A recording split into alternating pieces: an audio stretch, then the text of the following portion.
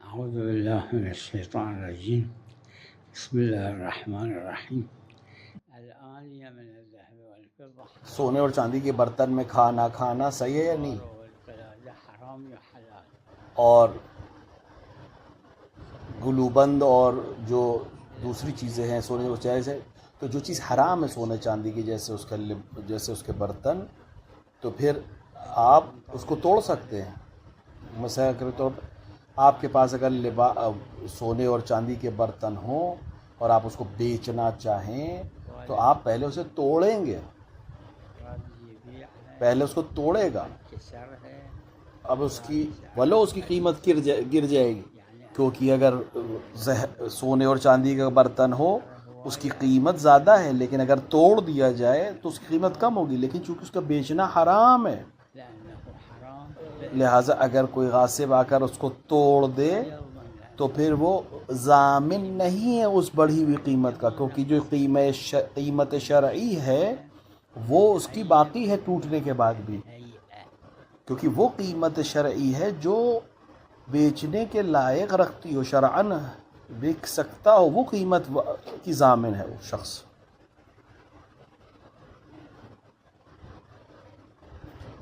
بل على القائل سلام علیکم.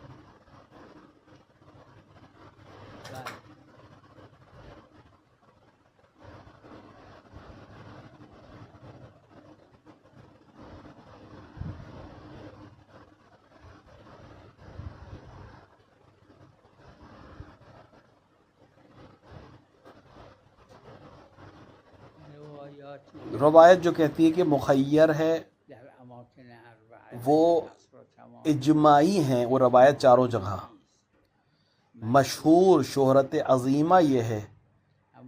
البتہ کچھ افراد ہیں، البتہ بہت کم، جو ہے 100 میں شاید 1 یا 2 ملیں گے جنہوں نے قبول نہیں کیا.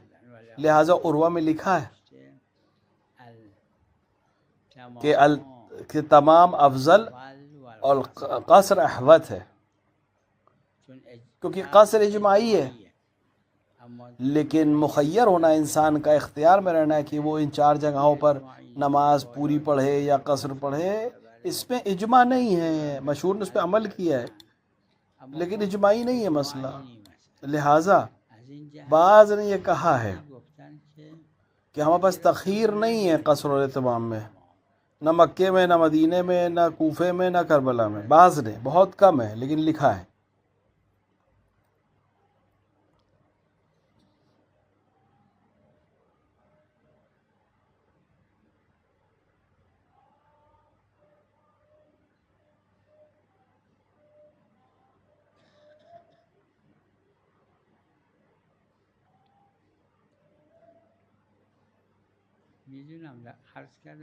میں نے عرض کیا کہ ان احادیث پہ عمل نہیں کیا،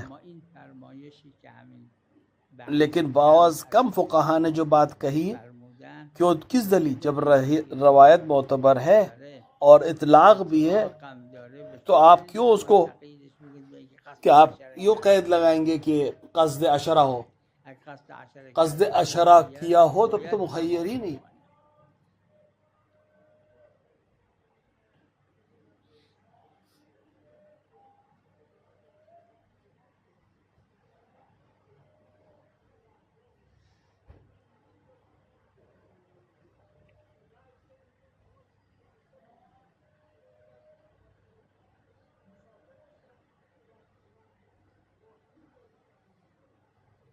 در اماکن اربعه روایت خاص داره، مخیر تخییر روایات خاصه داره که در این اماکن اربعه روایت معتبر ہے، روایت تخیر کے اوپر، ان 4 جگہوں کے اوپر انسان کو اختیار ہے.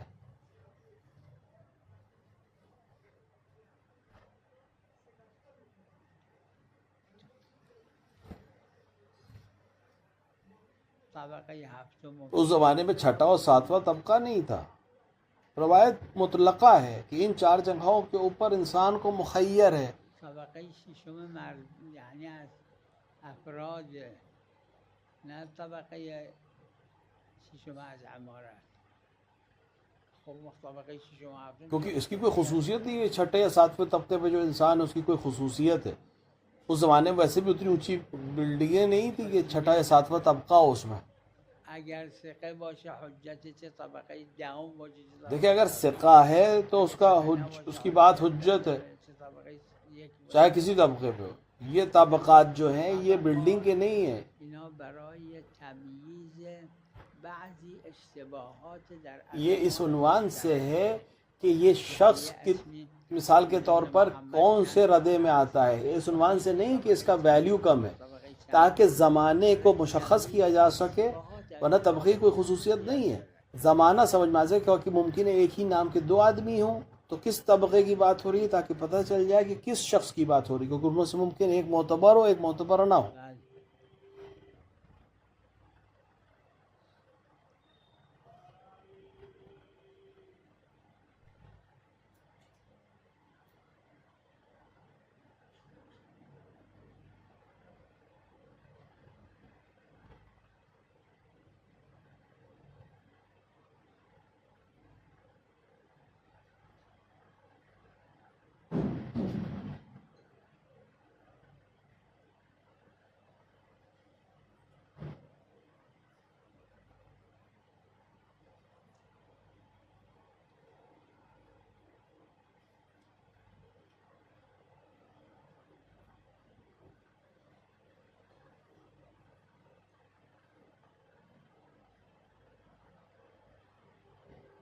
کیونکہ صرف یہ ایک روایت تو ہے نہیں. اولا تو یہ روایت کی سند دی ہے اور یہ کہ تنہا نہیں ہے. اس کے علاوہ بھی بہت سی روایتیں ہیں. دوسری روایات موجود ہیں ہمارے پاس. لہٰذا فقہا نے کہا ہے کہ پہلا وقت جو اول وقت ہے ابداً افضل ہے. لہٰذا بعض نے کہا ہے فتویٰ دیا ہے اور وہ میں دیکھیں کہ اول وقت اگر معذور ہے چونکہ افضل ہے معذور کی نماز پڑھ لے تاخیر نہ کرے کیونکہ اول وقت کا ثواب اسے مل جائے. کیونکہ یہ روایت تنہا تو نہیں ہے اور اس جہت سے تو ہمیشہ ہے نہیں اور بھی چیزیں. بله بله بله روایت داره. حضرت فرمودن من به ابو حضرت نے فرمایا کہ مسو بالمغرب میں نے ابو خطاب سے کہا کہ مسو بمغرب یعنی مغرب سے مس کرو. این رفته از من اور اس نے جا کر مجھ سے نقل که حتی تشتبه یعنی اس نے غلط نقل کی. حالا حضرت هم لعنه. لہٰذا حضرت نے اس کو لعن کیا کہ تم نے غلط روایت بیان کی. نعم علیکم السلام. شنو شباب شیعہ دیکھیے جوان جو شیعہ جوان چاہے وہ اکیڈمکس میں پڑھ لیں ہو یا حوزہ علمیہ میں پڑھ لیں ہوں یا کام کرنے والے جو شیعہ جوان ہیں ان کے لیے ضروری ہے وہ عمل انجام دے کہ ان کا امام ان سے راضی ہو. جو امام نے فرمایا جو رسول اللہ نے فرمایا جو رمضان کے شروع میں فرمایا کہ انسان محرمات سے دور کر رہے تقوی اختیار کرے. کوشش کریں جوان کہ اپنے آپ کو حرام سے دور کر لیں اور اگر خدا نخواستہ کوئی حرام ان سے سرزد ہو جائے تو فوراً توبہ کریں. اور یہ بہترین چیز ہے جو ایک جوان کر سکتا ہے اپنے امام اجل اللہ تعالیٰ فرجہ شریف کی خوشنودی کے لیے. علیکم السلام. اهلا. لا الغسل کوئی غسل مطلقا سواء چاہے واجب ہو چاہے مستحب ہے وہ وضو کے لیے کافی نہیں سوائے غسل جنابت کے. میری نظر میں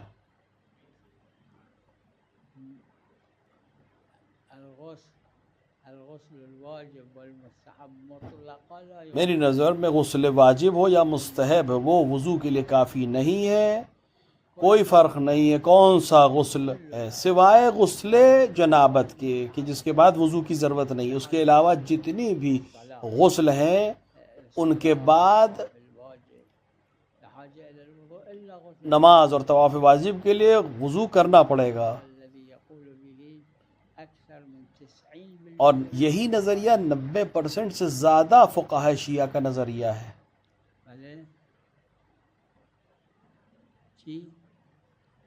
ہاں اولاد ذکور اگه 50 سالش هم شد اما نداره و نمیتونه در بیاره یه وقت میتونه حمالی دیکھیں اگر کنه کسی کا اور کسی کی اولاد محتاج ہے ولو 50 سال اولاد اور اس کی ذریت اولاد در اولاد جس طرح باپ اور دادا اور اس کے اوپر کا سلسلہ اگر فقیر ہو جائیں شرعی یعنی نہیں ہے اس کے پاس اور وہ نہ ہی کما سکتا کسی بھی طرح سے تو واجب النفقہ ہے والدین کے لیے اور برعکس.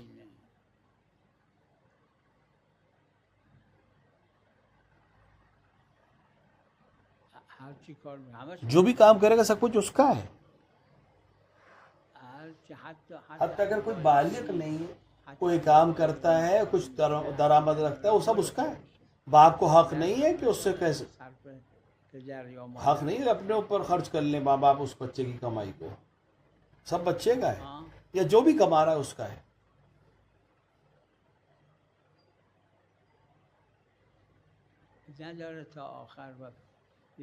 اس کو عمودین کہتے ہیں یعنی ماں باپ جتنا اوپر تک چلے جائیں دادا اور پردادا اور اولاد جتنا بھی نیچے چلے جائے اس کو عمودین کہتے ہیں. یہ واجب النفقہ ہے. اگر شرعاً فقیر ہو ایک دوسرے پہ واجب النفقہ ہے اور یہ کہ اتنا رکھتے ہو کہ زیادہ دے سکتے ہو. مثلا ماں باپ کے پاس زیادہ ہے اولاد پاس نہیں ہے اور نہ وہ کما سکتا ہے تو اس کے اوپر واجب ہے کہ اس کو نفقہ دے اگر ان کے پاس ہے اپنے نفقے سے زیادہ. اور اسی طرح برعکس اگر بیٹے کے پاس ہے ماں باپ کے پاس نہیں ہے تو بیٹے پر واجب ہے کہ ان کے واجب اس کو نفقہ. اور اگر کئی بچے ہیں تو واجب کفائی ہے کسی ایک نے دے دیا کافی ہے دوسرے نے دے دیا دوسرے کے لیے کافی ہے.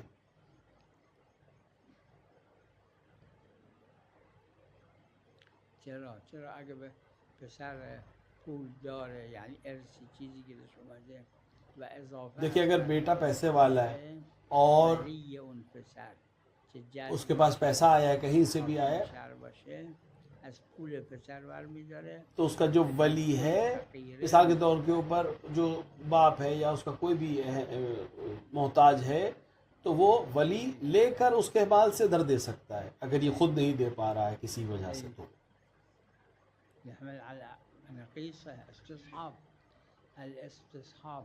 دیکھیں استصحاب ہر مکان میں جاری ہے وضو میں غسل میں صلاۃ میں نماز میں روزے میں. صرف صلاۃ کی یعنی نماز کی رکعتوں میں اگر شک ہو جائے تو استصحاب نہیں ہے. 2 اور 3 میں شک پہ 3 پر کریں گے 3 اور 4 میں 4 پر بنا رکھیں گے کیونکہ استصحاب یہاں جاری نہیں کریں گے وہ بھی روایت خاص کی وجہ ورنہ رکعتوں کے علاوہ جتنے بھی مسائل ہیں سب میں بنا استصحاب ہے.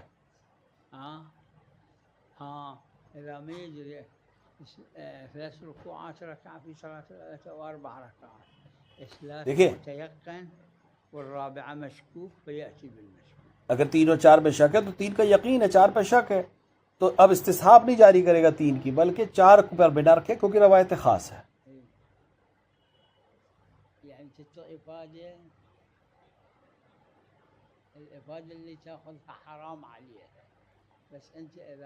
دیکھیں سود حرام ہے لیکن اگر مضطر ہے کوئی انسان تو سود پر لینا کسی چیز کو یا سود دینا جائز ہے اس حد تک کہ اضطرار باقی ہے لیکن مضطر ہونا چاہیے انسان کو کہ اس کے علاوہ کوئی راستہ نہیں ہے.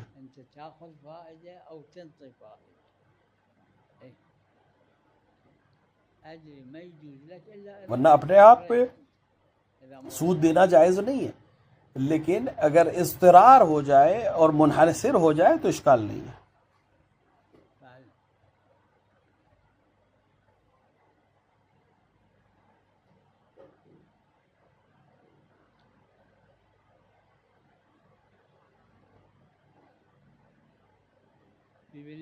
دیکھیں انسان کو یقین ہونا چاہیے کہ فجر ہو گئی ہے، فجر صادق آ گیا ہے. وہ جو اذان دے رہا ہے اگر اہل فن ہے، جانتا ہے، سمجھتا ہے، وقت کو جانتا ہے، تو اس کی آواز ہی حجت ہے، اس کی اذان حجت ہے. لیکن اگر اہل فن نہیں ہے، نہیں جانتا ہے، تو پھر ہمیں اتنا انتظار کرنا پڑے گا کہ صبح صادق ہونے کا یقین ہو جائے. اب جیسے آج کل شہر مقدس میں، جیسے نجف میں اور کربلا میں، قم میں، مشہد میں، عام طور سے ان کی اذانیں معتبر ہیں. احتیاط بہت یہ ہو سکتی کہ نماز جب ختم ہو، اذان جب ختم ہو جائے تو نماز پڑھے، کیونکہ شہر مقدس شہروں میں متدین لوگ رہتے ہیں، غیر معتبر لوگ نماز پڑھتے، تو یہ لوگ اعتقاد کرتے، انتقاد کرتے، روکتے ٹوکتے. لہٰذا احتمال بہت عقلی نہیں ہے کہ یہاں پر غلط اذان دے رہے ہوں گے، یعنی وقت کے لحاظ سے. روایت میں ہے کہ پیغمبر جب خود زندہ تھے 2 لوگ اذان صبح دیتے، ایک اذان دیتا تھا، ابھی صبح نہیں ہوئی تھی. روایت نے فرمایا کہ جب یہ اذان دے تو آپ کھاتے رہیے روزے میں، یعنی نماز نہ پڑھو. اور جب بلال اذان دے تو پھر وقت ہے نماز کا بھی اور روزے کا شروع کرنے کا، اس پر عمل کریں. یعنی خود پیغمبر کے زمانے میں ان کے اصحاب میں سے ایک شخص ابن ام مکتوم چونکہ نابینا تھا تو کبھی کبھی غلط وقت پہ اذان دے دے، کبھی کبھی، لہٰذا ان کی اذان معتبر نہیں تھی. خود پیغمبر کی زندگی کی بات ہے.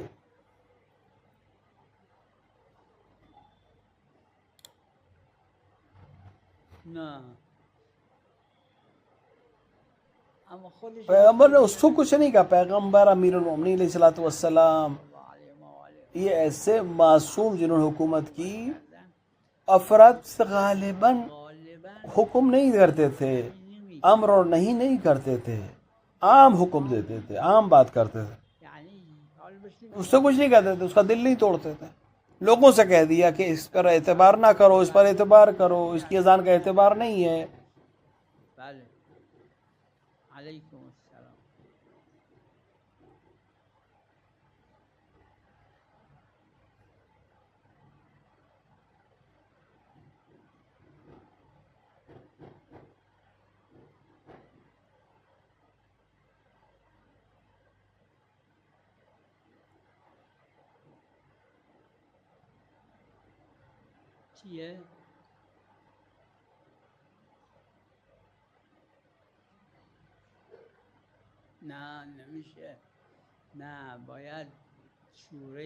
وہ نماز واجب میں سورہ کامل پڑھنا چاہیے جب تمام ہو جائے. اتفاقاً روایت ہے امام صادق علیہ السلام سے کہ انہوں نے فرمایا کہ جب سورہ ختم ہو جائے تو فوراً رکوع میں نہ جائے، بلکہ ایک لحظہ، ایک آن کے لیے رکے پھر رکوع میں جائے. ہاں جو نہیں جانتے تھے ان کی نماز باطل نہیں ہے، لیکن ایسا نہ کرے. ہاں سجدے سہو کرے.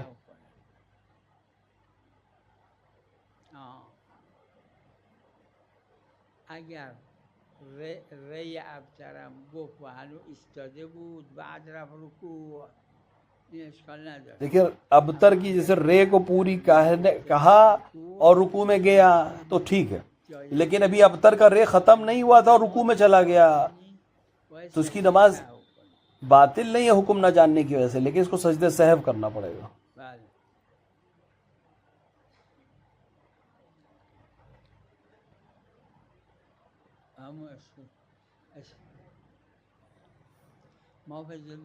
ما فی الذمہ جو ہے احتیاطی احتیاط پر عمل، واجب نہیں.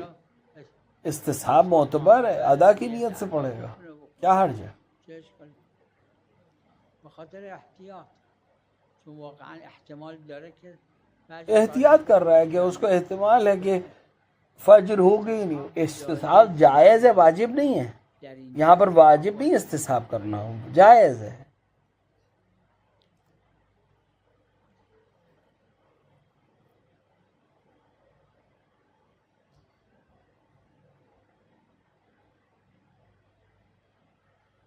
اون که متصل به رکوع ہے، وہ قیام متصل بے رکوع ہے، وہ دوسری چیز ہے، نه فقط باید لیکن کامل سورہ کامل پڑھے واجب میں، اس کے بعد رکوع میں جائے گا. بله.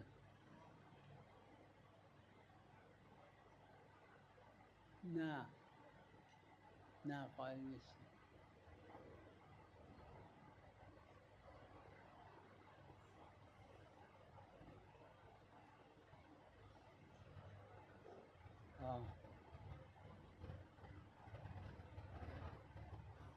روایت ہے، روایت.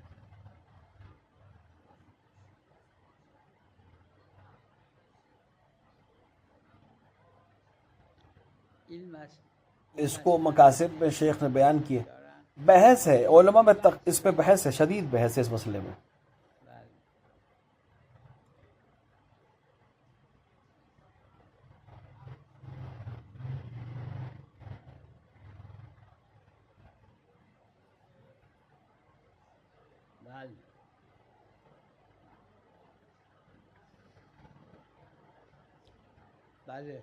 دیکھیے اختیار ہر جگہ میت کے پاس اگر ہو تو وہ وارث کو منتقل ہو جائے. کوئی بھی اختیار جو میت کے پاس تھا وہ خصوصاً خرید و فروخت پہ جو اختیار ہوتا ہے، ہاں، لیکن اگر اس نے اپنے خیار کو خارج کر دیا، ختم کر دیا ہو تو پھر وارث کو منتقل نہیں ہوگا. ورنہ جتنے اختیارات میت کے پاس ہیں خرید و فروخت والے، وہ سب وارث کو منتقل ہو جائیں گے. لیکن اگر کسی نے اپنے اختیار کو ساقط کر دیا ہو تو نہیں، وہ پھر وہ وراثت پہ نہیں. ہاں، اگر انہوں نے اسقاط خیار نہ کیا ہے تو بچوں کے پاس فسخ کا حق رہتا ہے، جو خرید و فروخت کے معاملات میں ہوتا ہے اختیار. اور اگر اسقاط کر دیا ہے تو پھر بچوں کو تک وراثت نہیں پہنچے گی، اس اختیار کی وراثت نہیں پہنچے گی. اگر انسان مردد ہو کہ 10 دن رکے گا کہ نہیں رکے گا، ہر دن ابھی پروگرام اس کا بنتا رہے، کبھی کچھ دن رکیں گے اور کچھ دن رکیں گے، یہاں تک کہ 30 دن ہو جائیں. جب 30 دن پورے ہو جائیں گے، اگر ایک نماز بھی باقی ہے تو پوری پڑے گا. 30 دن تک اگر مردد ہے تو اس کی نماز قصر رہے گی.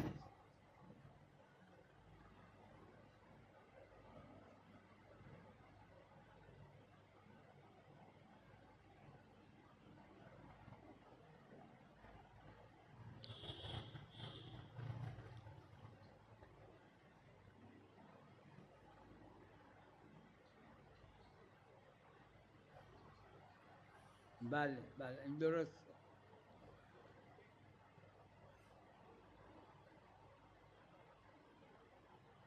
بله.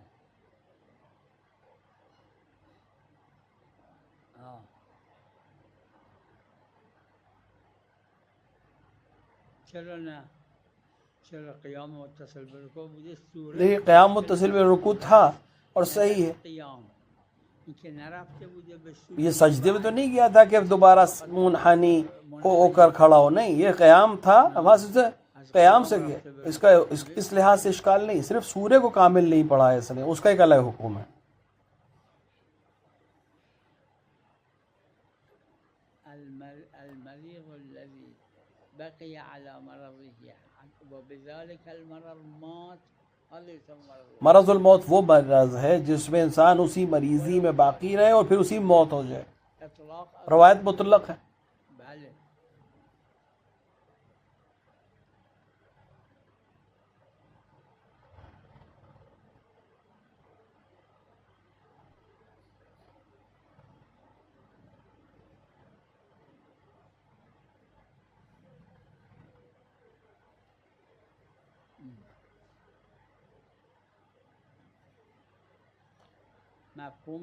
مفہوم ہے یا نہیں؟ مفہوم نہیں ہے. اگر نماز فاتحۃ اس معاملے میں نہیں ہے کہ اگر سورہ فاتحہ اگر پڑھ دی تو اس کی نماز کافی ہے، نہیں، اس کو دوسرا سورہ بھی پڑھنا ہے. چونکہ روایات کو آپ کو جمع کرنا پڑے گا اور یہ مسئلہ اجماعی نہیں ہے، لیکن مشہور فقہا کے نزدیک اکثریت اس بات کے قائل ہے کہ سورہ کاملہ نماز میں واجب میں ایک حمد کے بعد ایک سورہ کاملہ پڑھا. بلو قرآن میں آیا کہ جتنا ہو سکے قرآن پڑھ لو، حتی بعض کو بھی شامل کر لے گا، لیکن روایات اور پیغمبر کیونکہ پیغمبر نے فرمایا کتاب اللہ و اطرتی، جو اطرت نے کہا ہے اس پر عمل کرو، جیسے قرآن پر حجت ہے، لہٰذا اطرت نے کہا ایک سورہ حمد کے بعد ایک کامل سورہ پڑھو، لہٰذا ایک کامل سورہ پڑھنا ضروری ہے نماز واجب میں. چرا اما یعنی خیار داره، لزوم نداره معامله، حق خیار داره. یہ جو آپ نے سوال کیا ہے حق خیار کا، یعنی انسان کو اختیار ہے ایک معاملے کو اختیار کرنے کے لیے، یعنی فسخ کرنے کے لیے، جو معاملات میں ہوتا ہے، خرید و فروخت میں ہوتے ہیں بہت سے اختیارات. اگر اس انسان نے اپنے اختیارات کو ختم نہیں کیا، ساقط نہیں کیا ہے اور مر گیا، تو اس کی اولاد تک یہ اختیارات منتقل ہو جائیں. حق یعنی خیار، یعنی اس انسان کے پاس اختیار ہے، اگر اور اگر اس نے کسی طرح سے بھی اپنے اختیارات کو ساقط کر دیا، تو جب ہے ہی نہیں کچھ اختیار تو اپنے بچوں کو کیسے منتقل کرے گا؟ یہ منتقل ہی نہیں ہوگی وہ چیز جو ہے ہی نہیں. اسقاط خیار در جایی است که تزلزله، مثلا جیسے خیار حیوان جس کو کہتے ہیں 3 دن تک خیار مجلس جب تک پروگرام اس خرید و فروخت کی جگہ پر ہے، تب اسقاط وہاں ہے کہ اگر ساقط نہیں کرتا تھا تو ابھی باقی تھا. جیسے ہی اسقاط کر دیا اپنے اختیار کو، ویسے اب تزلزل نہیں، معاملہ پورا ہو گیا ہے، اور جب پورا ہو گیا تو پھر اب اس کا اختیار سلب ختم ہو گیا. اور جب اس نے اپنا اختیار خود ختم کر دیا تو وہ وارثین کو بھی منتقل نہیں ہوگا.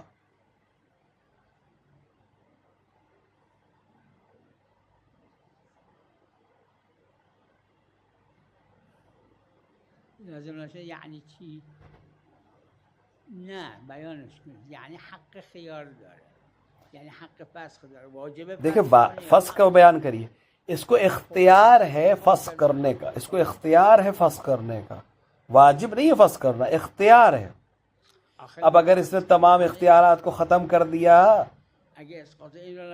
تو پھر کہاں کچھ رہ گیا کہ بچوں کو دیا جائے. ہاں اگر اس نے بعض کو خرچ کیا، اختیارات کو ختم کر دیا تو باقی رہے، بعض باقی رہے گا. اور یا پھر آپ کہیے تو جن اختیارات کو ختم نہیں کیا وہ باقی رہیں گے، جن کو ختم کر دیا وہ ختم ہو جائیں گے.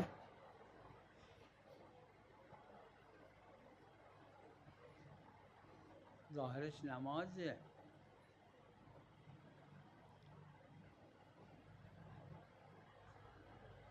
میدونم، اما در نماز قبل و بعدش رو ببینید ظاهرا نمازه، فقط چیزی که از روایت داره که در لیکن جو روایت ہے وہ نماز البتہ اجماعی نہیں ہے، لیکن شہرت عظیمہ ہے کہ نماز واجب میں سورہ کامل پڑھنا اچھا ہے سورہ حمد کے بعد، باقی نمازوں کی بات نہیں ہو رہی ہے.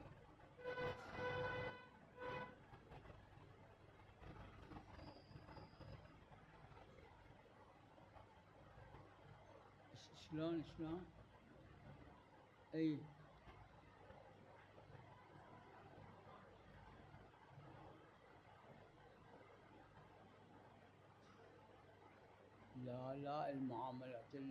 جو معاملات لازم ہیں جو ہو گئے وہ پورے رہے حتی مرض الموت میں،